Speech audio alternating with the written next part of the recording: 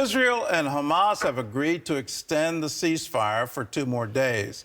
11 more hostages were released from Gaza yesterday, and 20 more are expected to be freed soon.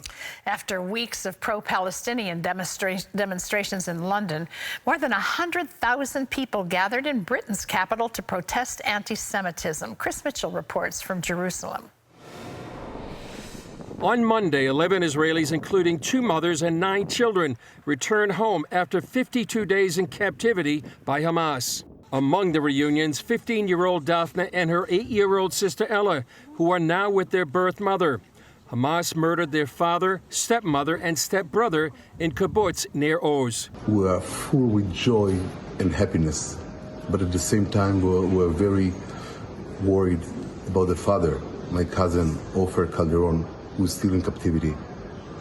And I hope that we can, get to the release of the rest of the hostages, all of them, and the missing ones, since October 7th. The hostages report food was running low during the last 2 weeks, and until the last moment, they weren't sure they'd make it home. When leaving, some thought the crowds would lynch them on the way to Israel. The White House expects more reunions. That's really the goal here, get all the hostages home with their families where they belong. And however long that could take. Yet Kirby says the White House is skeptical of how Hamas may use the ceasefire. It's a real risk. You have to expect a group like Hamas, a terrorist group, which clearly doesn't abide by laws of war, will try to take advantage of any pause in the fighting for their own benefit. So we're watching that closely, as well as our Israeli counterparts. You can bet that they're watching that closely. Bring them home! Meanwhile, after huge pro-Palestinian marches in London, on Monday, more than 100,000 marched in Britain's capital against anti-Semitism. Anything which is associated with the Jewish religion now feel that they're under attack and they have to look after themselves, have their own security. I never thought this would get to this stage in this country, and it's very, very upsetting to see it. And in New York City, Mayor Eric Adams blasted high school students who forced their Jewish teacher to hide in her office after they found out she took part in a pro-Israel rally. In Vermont, a man accused of shooting 3 Palestinian students pled not guilty. Authorities are searching for evidence of a hate crime. On Monday, Elon Musk, who has been criticized for endorsing an anti-Semitic tweet, went with Prime Minister Benjamin Netanyahu on a tour of one of the kibbutzes Hamas destroyed on October 7th. Musk also saw some of the raw footage of Hamas's atrocities. I would say an emotionally difficult day to see the places where people were murdered, and to also watch the video where the murderers are rejoicing. Exactly, that's the worst part in the movie. Yes. I was shocked by it. Celebrating the murder of innocent people is extremely disturbing. Chris Mitchell, CBN News, Jerusalem. Well, joining us now is Dr. Leiter. He's the former chief of staff to Israeli Prime Minister Benjamin Netanyahu. This month, he lost his son, a major in the IDF, in the fighting in Gaza. He joins us now from Tel Aviv. Dr. Leiter, thanks for joining with us, and our deepest condolences on the loss of your son. Tell us what happened during his service in Gaza. Well, thank you for having me, first of all, and thank you for your heartfelt wishes, condolences. My son was a squadron commander in a rather well-known division. An Israeli reservist. He had spent 15 years in what is our equivalent of the American Delta Force. It's called the Shaldag unit. And in that capacity, he was the commander of the Point squadron for the entire division. So basically, we're talking about a division of about 2,000 soldiers that entered Beit Hanun, the northern area of the Gaza Strip, which was used as terror bases to fire missiles into our cities. He went through 2 weeks of intensive battles. He led the division into battle, very successful, had very few injured soldiers. He was a very careful major. He was very experienced. He knew the battlefield very well. But they went into what was a very extensive and detailed booby-trapped tunnel. And he was killed along with 3 of his fellow soldiers under his command, and another 3 were seriously injured, both lost their legs. And I mourn very much for my firstborn son. He was 39 with 6 little children, but he knew that he was going to protect and defend not only the state of Israel and the Jewish people, but he was going to fight evil and fight the Hamas-ISIS axis of evil, and bring some sense of decency to the Middle East, and really as an exemplar for the world. Well, let me add one more detail. He also left orphaned a 3-month-old son who will never know his father.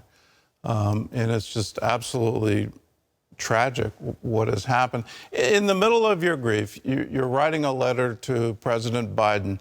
What did you want him to know? Well, you know, I was on the family bus on the way to Haut Herzl. That's the Mount of Herzl where our soldiers are buried. And I was on the way to my son's funeral. I had written speeches for the prime minister, for many ministers in the government throughout my career. I'd never written a eulogy for my own son.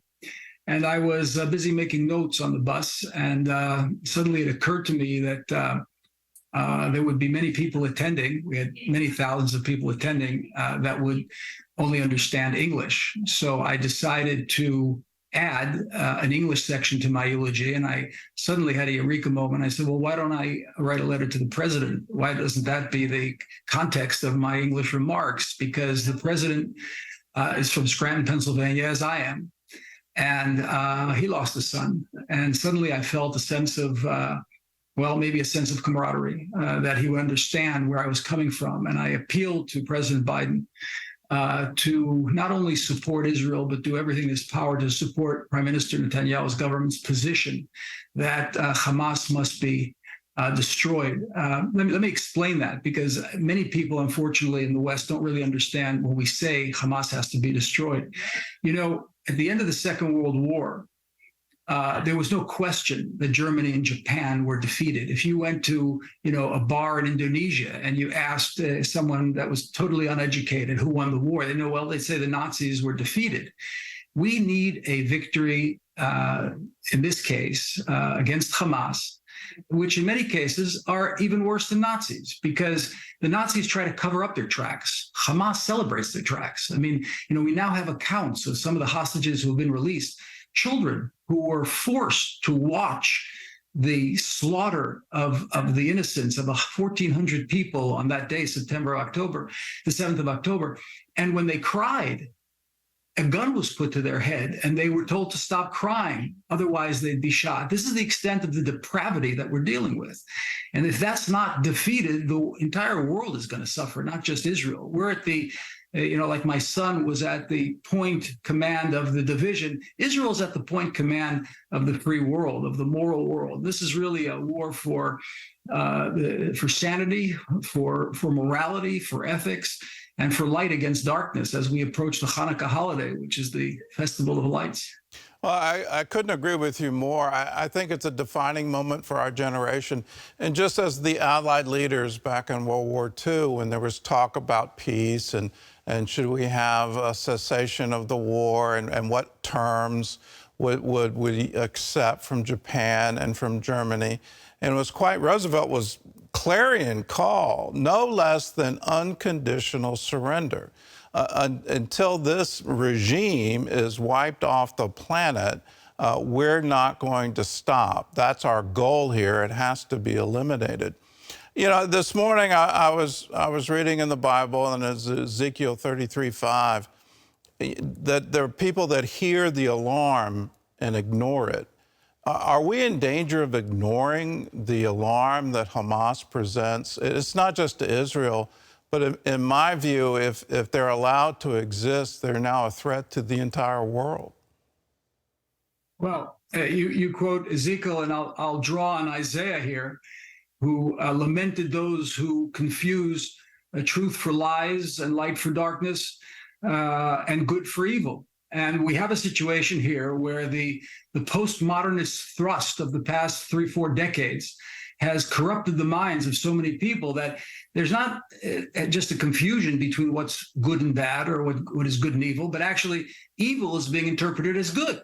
So you have millions of people demonstrating using these kind of code words and catchphrases that they don't even understand. Palestine will be free from the river to the sea. Well, basically what you're saying is that Auschwitz is the answer to the Middle East. Eliminate the state of Israel, eliminate the Jews that live here. Celebrating mass murder. My dear friends, I'm on my way. I stopped here for this interview here in Tel Aviv. I'm on my way to a town just south of Tel Aviv to embrace a bereaved family. That's one of the things that I do for my own bereaving moments, is visit with others who are suffering terribly. And they lost a daughter on the 7th of October. She was a young sergeant on an army base watching the electronic system, and she was incinerated. They don't have a grave to go to. There's nothing left of her. And she was incinerated because she hid in a room in which they threw grenades and then burnt the room with her in it while she was bleeding to death. And then they celebrated. It's all on video. This kind of depravity is being celebrated by people who have simply taken those words of Isaiah and interpreted them. They've confused, they're defining evil as good. And the war that Israel is fighting is for a reversal of that confusion, is for clarity. It's a war of clarity, that there is something called good and there is something called evil, and we can't confuse between the two.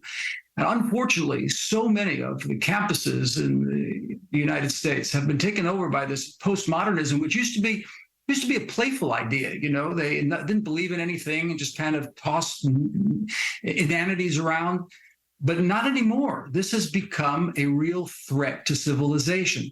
So our fight in Gaza is not only a local threat, it's not only a regional battle, it's a global one for sanity against depravity. You've had messages for Benjamin Netanyahu. What would you advise him right now? We're seeing that there is obvious competing goals. One, the destruction of Hamas, and the other is freeing the hostages. And so these pauses that are happening so that hostages can walk free. Well, what's your advice to him today? Well, far be it from me to offer him advice on this particular issue. The issue of the hostages versus the immediate continuation of our military efforts is a very, very difficult dilemma. I remember studying in international relations Churchill's dilemma at Coventry, whether or not to clear the city and therefore reveal that they had cracked the enigma. It's a very difficult decision. But one thing I'm very clear on, that at some point, at the right time, Israel must continue the military operation. And we're already sensing that the Biden administration and many in the West, in Europe in particular, are using this hiatus in the battle to not only release hostages, but to put Israel in a position where it will not continue the military operation. If, God forbid, this military operation doesn't continue, my son's life will have been taken in vain, and the blood of all of his comrades, which has been spilt really for not only for Israel, but for, as I said before, civilization. This is a civilizational battle against evil. And it has to be rooted out entirely, the same way the Nazis were defeated entirely. This is the same battle, and it's a modern battle. It's a battle also of ideas, because people have succumbed to this ridiculous notion, that somehow the Hamas is interested in a state, and only if we sit down and negotiate, everything will be fine. Well, read what they say. They don't say they want a state. They want to eliminate Israel. Read what Muslim leaders, Muslim thinkers say about the Muslim Brotherhood. We're talking about intelligentsia within the Muslim world that have written extensively to keep the Muslim Brotherhood out of the Emirates, for example. Why is the Emirates such a successful country? Because they have leadership that has written extensively against the Muslim Brotherhood and operated to keep them out with force. So, people should educate themselves in the West. Read the Islamic literature on the Muslim Brotherhood, which is the parent organization of Hamas ISIS. Well, Dr. Leiter, thanks for being with us, and just have our assurance. We stand with you, and we stand with Israel. And I'm very clear in describing Hamas. I view it as this Islamic death cult, that they should not exist anymore. This ideology needs to be completely eliminated. And this is our time. This is everyone who treasures freedom needs to realize this is our time to wake up. This kind of violence, this kind of ideology, this kind of thinking shouldn't exist, and it needs to stop now. This is our moment for our generation to stand with Israel, and that's what we do. Thank you for joining us. May you be comforted in knowing that we stand with you. I am comforted by that, and God bless your clarity of ideas and your moral clarity. Thank you very much. Thanks for being with us.